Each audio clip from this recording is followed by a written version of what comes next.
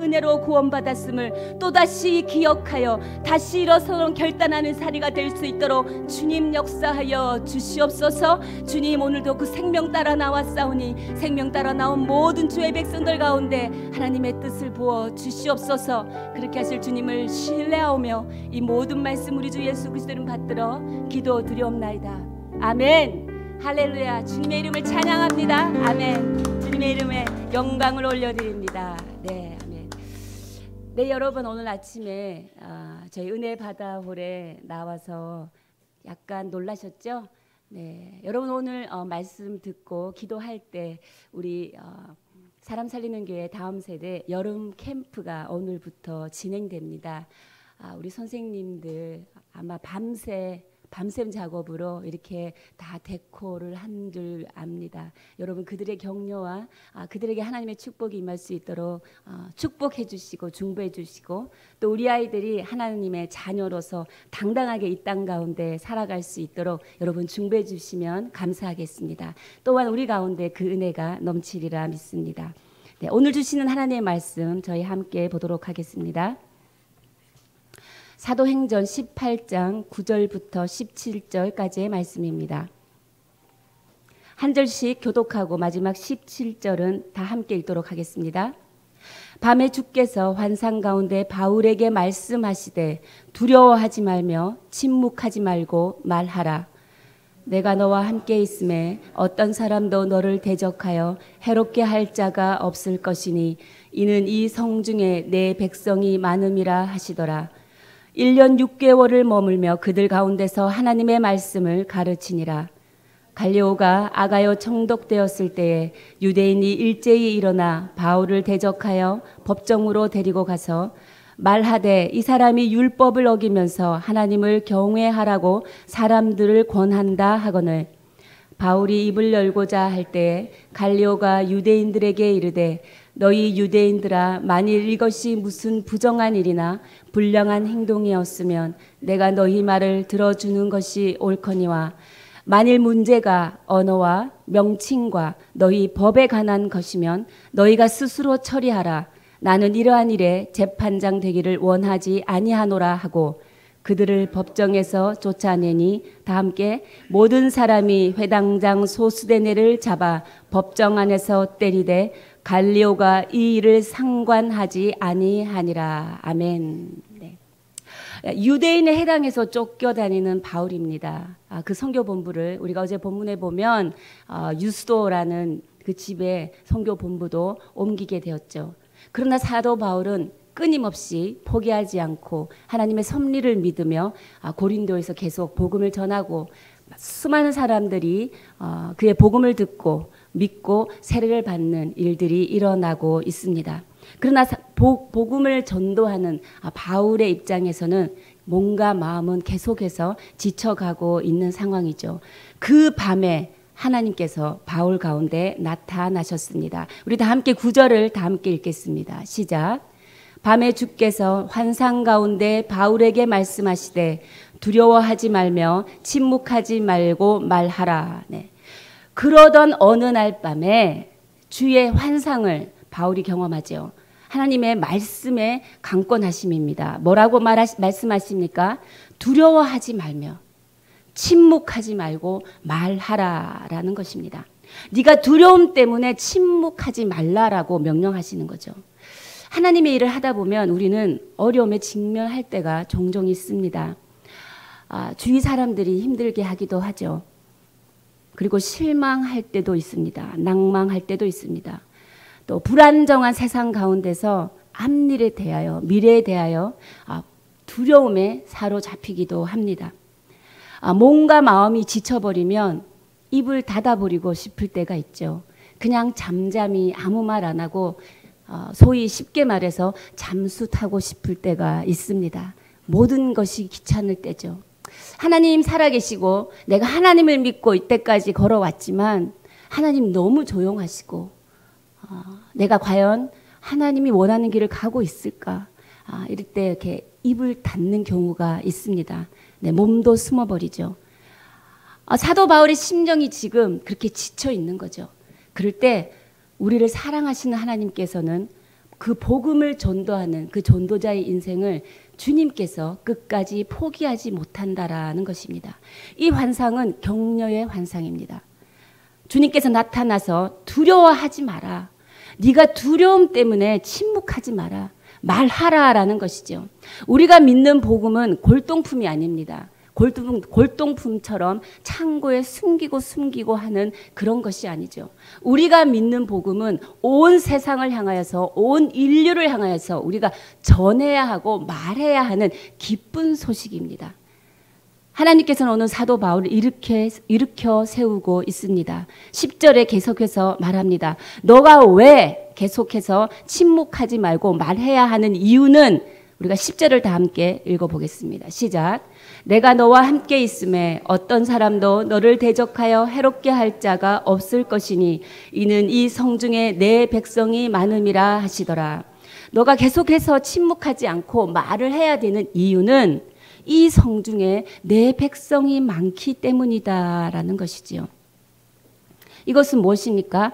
하나님께서 바울을 통해서 구원하실 백성이 고린도에 많이 있다라는 것입니다. 이것은 고린도 사람들의 영혼을 구하시려는 하나님의 열심입니다. 구원은 하나님의 역사로 이루어집니다. 구원의 주인은 오로지 하나님 한 분임을 믿음으로 선포합니다. 하나님께서 고린도에 있는 그 영혼들을 절대 포기하시지 못하시기에 하나님의 열심이 오늘도 복음 전도자의 사명을 일깨워주고 있는 것입니다. 사랑하는 여러분, 우리의 삶에 내가 힘이 다 빠져 있을 때라도 하나님의 우리를 향하신 열심이 우리의 삶을 다시 한번 사명자로서의 사명을 감당할 수 있도록 일어날 수 있도록 다시 일깨워줌을 믿음으로 선포합니다. 그런 인생이 되시기를 주의 이름으로 축복합니다. 네, 그런데 이 중요한 시기에 사건 하나가 생긴다라는 거죠. 12절을 다 함께 읽겠습니다. 시작. 갈리오가 아가야 총독되었을 때에 유대인이 일제히 일어나 바울을 대적하여 법정으로 데리고 가서 갈리오가 아가야 총독되었을 때 이때가 언제입니까? 11절에 보면 사도 바울이 고린도에서 열심히 전도하는 그 1년 6개월을 머물고 있는 즈음에라는 것입니다. 1년 6개월을 고린도에서 복음을 전파하며 머물고 있는 그때쯤에 갈리오라는 사람이 아가야 총독이 되었다라는 것이지요. 모든 상황 가운데 일어나는 일에 우연은 없습니다. 하나님께서 이때에 왜 갈리오라는 사람을 아가야 총독으로 임명하셨을까? 부임하게 하셨을까? 네, 아가야라는 지역은 이렇게 생각하시면 됩니다. 부산이라는 항구 도시가 있어요. 부산이라는 항구 도시를 아우르고 있는 것이 경상도입니다. 네, 같은 원리이죠. 고린도라는 항구 도시를 아울러 싸고 있는 행정 지역이 아가야라는 지역입니다. 아가야라는 지역 안에 이 고린도라는 게 있는 것이지요. 이 갈리오가 왜 언급됐는가? 성경에 그 이름이 언급될 때는 중요하지 않으면 언급되지 않습니다. 우리가 갈리오가 어떤 사람인지 알아야 오늘 하나님께서 우리에게 주시는 그 말씀이 어떤 말씀을 주시고자 하는가라는 것을 우리가 깨달을 수 있는 것이지요. 갈리오 그는 누구인가? 갈리오에게는 형제도 한 명 있었습니다. 세네카라는 철학자입니다. 아주 유명한 스토아 철학자예요. 당대를 대표하는 철학자고 나중에는 로마 황제의 스승이 되기도 합니다. 이 두 형제의 아버지, 친아버지죠. 친아버지는 소위 말해 바짓바람이 굉장히 강했습니다. 이 두 아들을 굉장히 훌륭하게 키우기 위해서 입양을 시키게 됩니다. 그 당시에는 먹고 살기 위한 입양이 아니라 내가 번듯하게 살고 있는데 내가 이 두 아들을 좀 더 훌륭한 정치인으로 그리고 좀 더 훌륭한 이 시대를 대표하는 석학으로 키우기 위해서 그런 집안으로 입양을 보내게 됩니다. 그런 경우가 있습니다. 이 아버지는 갈리오라고 불리는 그 시대를 대표하는 수사학자, 철학자인 집안의 그러니까 첫 번째 아들 갈리오를 보내게 되죠. 그래서 이 갈리오란 이름을 받게 된 것입니다. 그 집안에 입양되었던 것이지요. 그러면 어떤 환경에 자랐겠습니까? 놀라운 학문적 배경 아래서 이 갈리오가 자랐다는 것을 우리는 알 수 있습니다. 그 갈리오가 리더십으로 온 거죠. 어떤 정부이든 내가 그 지역의 리더십으로 부임을 하게 되면 굉장히 많은 민원들이 들어옵니다. 왜냐하면 리더십이 그 지역의 사람들에게 인기를 얻기 위해서 웬만하면 그 민원들을 다 처리해 주죠. 그때가 되었던 거죠. 12절 중반부에 보면 총독이 되었을 그때에 유대인이 일제히 일어나 바울을 대적하여 법정으로 데리고 갔다라고 말하고 있습니다. 유대인들은 사도 바울에게 마땅치 않은 감정을 품고 있었죠. 그 고발의 내용이 무엇입니까? 13절 다 함께 읽어보겠습니다. 시작. 말하되 이 사람이 율법을 어기면서 하나님을 경외하라고 사람들을 권한다 하거늘. 율법을 어겼다라는 것이지요. 이 말입니다. 여러분, 지금 고린도에 있는 유대인들도 정통 유대인들입니다. 똑같이 여호와 하나님, 야훼 하나님을 다 같이 믿어요. 근데 이들이 생각할 때 이런 거죠. 어느 날 고린도라는 지방에 바리새인 학파 출신의 유대 정통학자라는 한 사람이 들어왔어요. 들어왔는데 이상한 복음을 전하는 거죠. 어떤 복음입니까? 예수 그리스도가 바로 여러분이 그토록 기다리던 메시아입니다라는 것이죠. 유대인들은 아무리 생각을 해도 내가 성령을 믿고 메시아를 기다려왔지만 어떻게 그 메시아가, 어떻게 그 치욕스러운 십자가에 매달려 죽은 그 예수가 메시아일 수 있는가? 이것은 완전히 다른 복음이다라고 유대인들은 믿었습니다. 근데 그 복음을 전하는 거예요. 얼마나 그들 마음에 불편함이 있었겠습니까? 그래서 새 총독이 부임했을 때 이때다 하고 사도 바울을 고소하고 있는 것이지요. 이 고소는 어떻게 보면 엄밀히 따지면 유대인들의 율법에 관한 문제입니다. 유대인들의 율법에 관한 문제를 로마 재판장에게 고소할 수 있을까? 로마라는 나라가 정복하는 나라마다 그들이 가진 그들의 종교가 있었죠. 근데 이게 정복하는 나라마다 이 종교적인 문제가 계속 심각하게 올라오니까 로마 정부는 로마 정부의 사회에 무질서에 영향을 주지 않던지 아니면 비윤리적이거나 부정적이지만 않으면 로마 법 안에서 인정해 주었다라는 것이지요. 그래서 유대인 율법에 관한 법이지만 로마 재판정에 이것을 고소는 할 수 있었던 것입니다. 근데 이 고소에 대해서 갈리오가 이제 들어본 것이지요. 가만히 들어보니 갈리오는 이런 판결을 지금 내리고 있습니다. 13절 다 함께 읽겠습니다. 14절 다 함께 읽겠습니다. 시작. 바울이 입을 열고자 할 때에 갈리오가 유대인들에게 이르되 너희 유대인들아 만일 이것이 무슨 부정한 일이나 불량한 행동이었으면 내가 너희 말을 들어주는 것이 옳거니와. 네. 갈리오가 그들의 고소를 가만히 들어보니 로마 종교법에 위배되는 것이 하나도 없는 것입니다. 위배되지 않는 두 가지 이유를 지금 말하고 있죠. 바울이라는 사람이 사회에 무슨 부정적인 영향을 끼쳤니? 네. 두 번째는 뭐냐면 그가 말한 내용이 비윤리적인 것을 담고 있느냐라는 것입니다. 내가 듣고 보니 그거는 문제가 아니다. 그래서 어떤 결론을 내리냐면 재판을 기각합니다. 그리고 무죄를 선언하게 되죠. 누구에게? 바울에게. 그리고 바울이 전하는 그 복음의 내용에 대해서 이거는 내가 재판할 건수가 안 된다라는 것이지요. 기각된 내용, 무죄로 판례를 남기고 있다라는 것입니다. 여러분 판례가 법의 집행 판결에 굉장히 중요한 기준이 되더라고요. 모든 재판관들이 어떤 시비를 놓고 판가름할 때 제일 먼저 보는 게 그 율법 전서를 보겠죠. 그리고 전서를 보고 또 그 안에 있는 판례에 따라 이것이 무죄냐 유죄냐 판결하는데 굉장히 중요한 기준이 되는 것입니다. 그런데 가만히 보면 15절을 보면요. 무엇을 근거로 갈리오가 이렇게 당당하게 이 재판을 기각하며 무죄 판결을 내리느냐. 여러분 15절을 다 함께 읽겠습니다. 시작. 만일 문제가 언어와 명칭과 너희 법에 관한 것이면 너희가 스스로 처리하라. 나는 이러한 일에 재판장 되기를 원하지 아니하노라. 네. 세 단어로 설명하고 있습니다. 언어, 명칭, 법이라는 것이지요. 한글 성경은 어차피 번역본이라 이 의미가 분명히 나타나기가 쉽지 않습니다. 그러나 헬라어 원문을 보면요, 이 언어는 로고스입니다. 말씀이지요. 명칭 오노마라는 것입니다. 이름입니다. 하나님의 이름 예수 그리스도죠. 법 헬라어로 노모스입니다. 율법을 말합니다. 이것은 아무나 아무 재판장이나 재판석에서 이런 논리와 단어를 사용할 수 없습니다. 갈리오만 가능한 것입니다. 왜? 갈리오가 어떠한 성장 배경을 가지고 있습니까?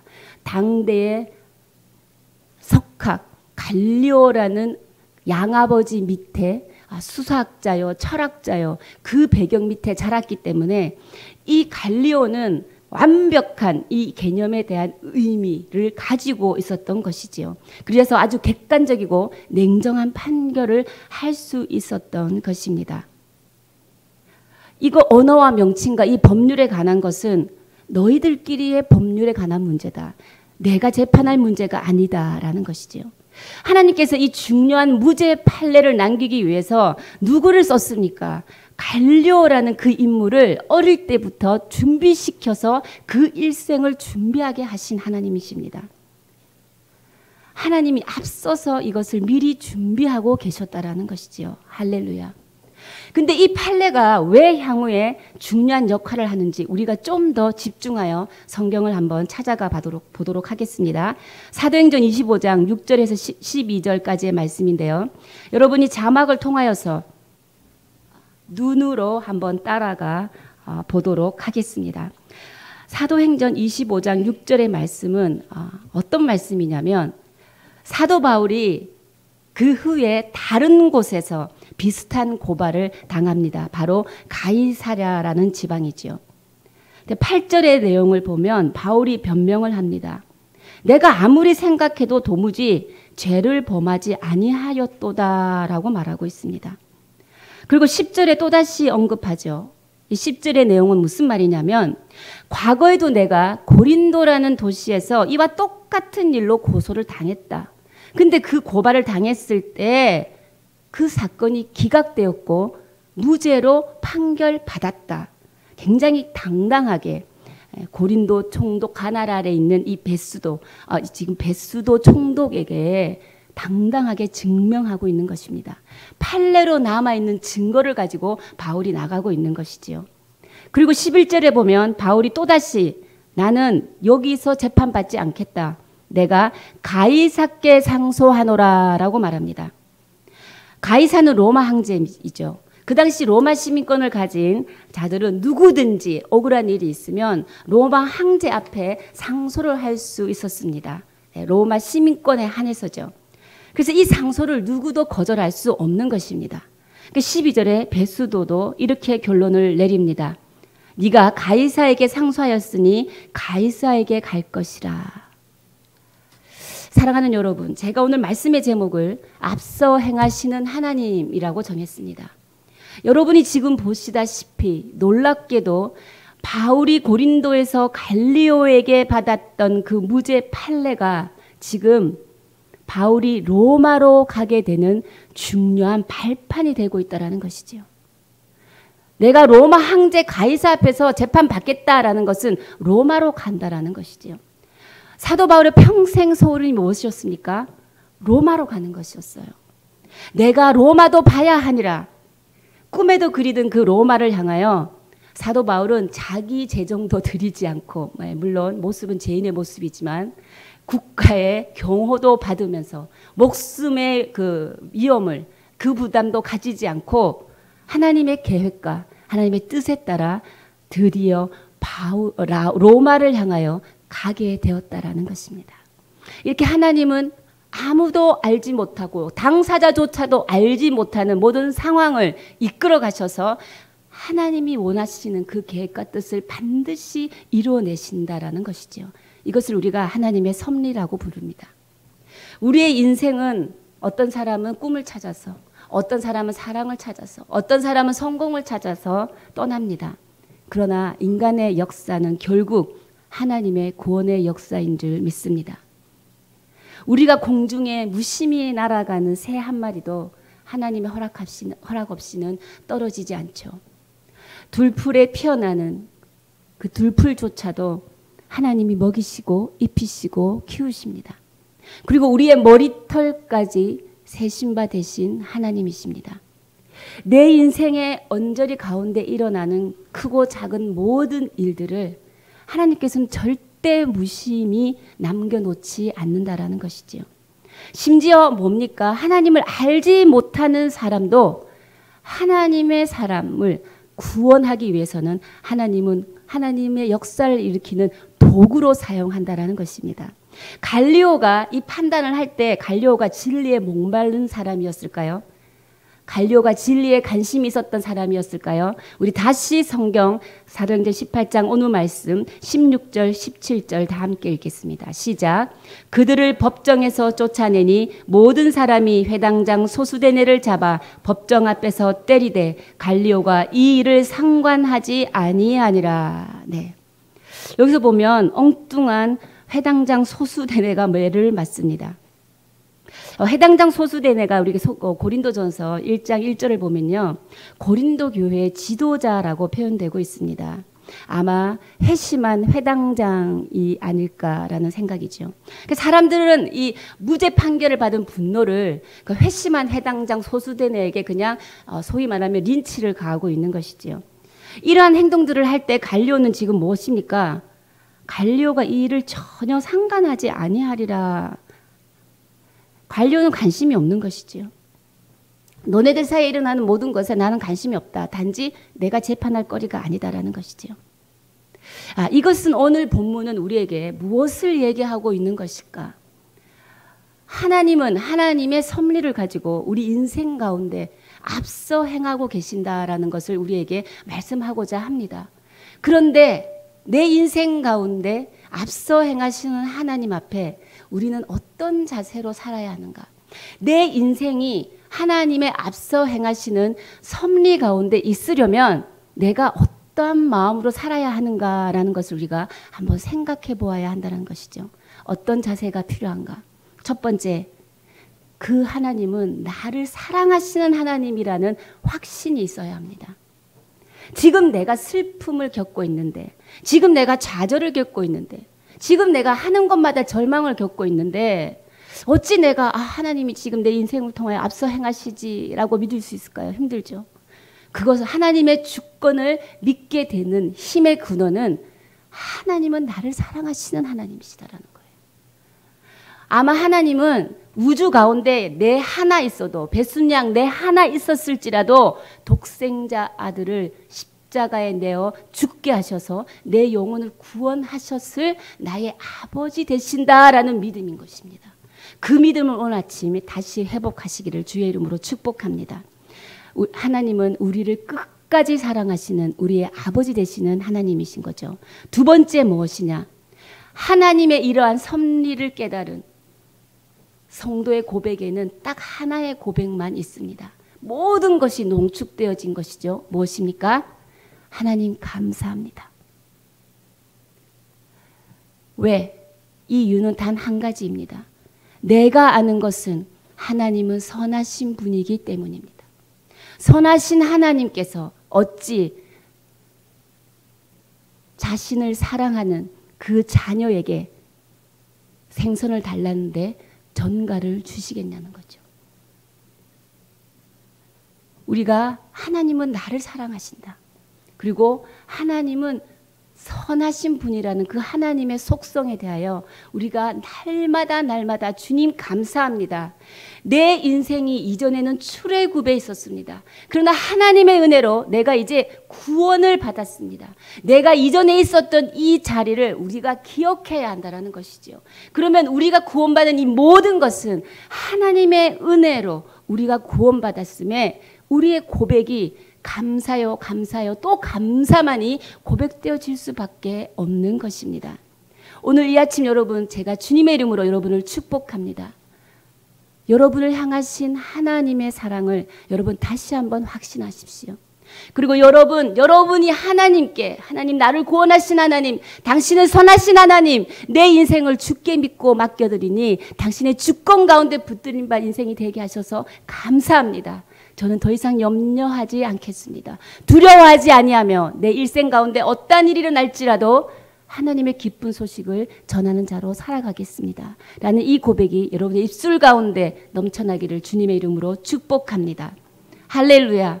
하나님은 우리의 인생을 또 다음 섭리로 끊임없이 우리로 하여금 경험하게 하시는, 우리를 사랑하시는 아버지 하나님 되심을 믿음으로 선포하며 그 하나님을 붙잡고 살아가는 하루 되시길 바랍니다. 우리 함께 기도하시겠습니다. 우리 이 시간 주신 말씀 붙들고 하나님께 기도하기를 원합니다. 주님, 제가 지금 답답한 상황에 직면해 있습니다. 어려움에 직면해 있고 내 앞길이 목구름에 가려서 보이지가 않습니다. 내가 잘 가고 있나 걱정과 두려움 속에 있습니다. 내가 이 일을 계속 해야 하나 아니면 바꿔야 하나. 하나님, 그러나 하나님께서 내 인생 가운데 슬픔을 주실 때나 좌절을 주실 때나 반드시 이유가 있어서 허락하신 사건임을, 그리고 오늘의 이 슬픔과 좌절이 내가 하나님께로 나아가고 하나님의 그 선하신 뜻이 내 인생 가운데 이루어지려고 하는 발판임을 오늘 믿음으로 선포하게 하여 주시옵소서. 나의 역사의 주관자가 되어주시고 내 인생의 주권자가 되어 주시옵소서. 주님, 오늘도 우리의 인생을 통하여 하나님을 사랑하는 그 확신 가운데 거하게 하여 주시고, 선하신 하나님, 그 하나님께 감사하며 나에게 구원 주신 하나님의 은혜를 바라보며 오늘도 걸어가게 하여 주시옵소서. 이 시간 여러분께 또 한번 기도 부탁하는 것은, 오늘 또 다음 세대 여름 캠프가 시작됩니다. 우리 아이들이 왕의 자녀로서 어릴 때부터 말씀 안에서 귀하게 자라나며 한 사람도 다치는 사람 없도록 안전하게 캠프 가운데 진행될 수 있는 하나님의 은혜를 부어 주시옵소서. 하나님, 그리하여 다음 세대들이 말씀 안에서 준비되어지고 하나님의 빛을 발하는 주의 백성들로 일어나 세워질 수 있도록 하나님 그 가운데 성령을 부어 주시옵소서. 오늘 두 가지 기도 제목을 놓고 주님 앞에 기도하며 나아가시겠습니다. 살아계신 하나님, 감사합니다. 하나님, 인생 가운데 이게 뭘까 보이지 않는 앞길을 향해서 걸어나갈 때 이제 나를 향하신 하나님의 그 사랑을 붙들고 확신하며 걸어갑니다. 하나님은 나를 사랑하시는 나의 아버지 되심을 믿음으로 선포합니다.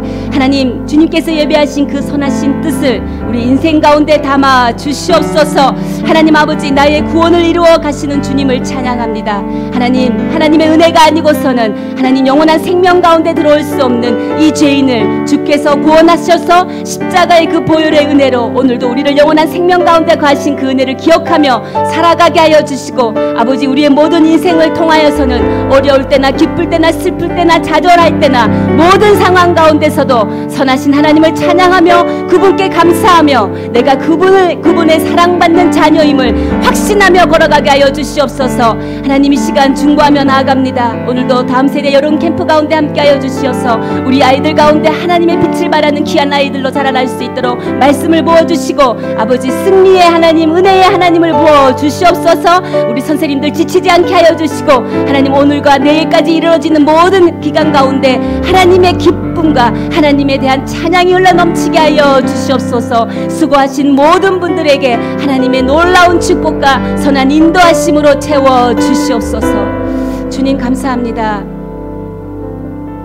나를 사랑하시는 사랑의 주님 앞에 모든 것을 내어드립니다. 주님, 나의 인생 가운데, 주의 사랑하는 백성들 인생 가운데 하나님의 선하신 뜻을 반드시 이루시는 주님의 주권이 오늘 우리 가운데 있음을 선포합니다. 주님, 오셔 다스려 주시옵소서. 그렇게 하신 주님을 찬양하오며 이 모든 말씀 우리 주 예수 그리스도의 이름으로 기도드리오며, 지금 이 시간 우리 주 예수 그리스도의 크신 은혜와 하나님 아버지의 무한하신 사랑과 성령의 역사 위로 교통하심이 오늘도 하나님의 주권을 바라보며 우리의 인생에 앞서서 행하시는 하나님, 그 선하신 뜻을 믿음으로 선포하며 돌아가는 주의 백성들 머리 위에 지금으로부터 영원까지 함께 하시기를 간절히 축원하옵나이다. 아멘.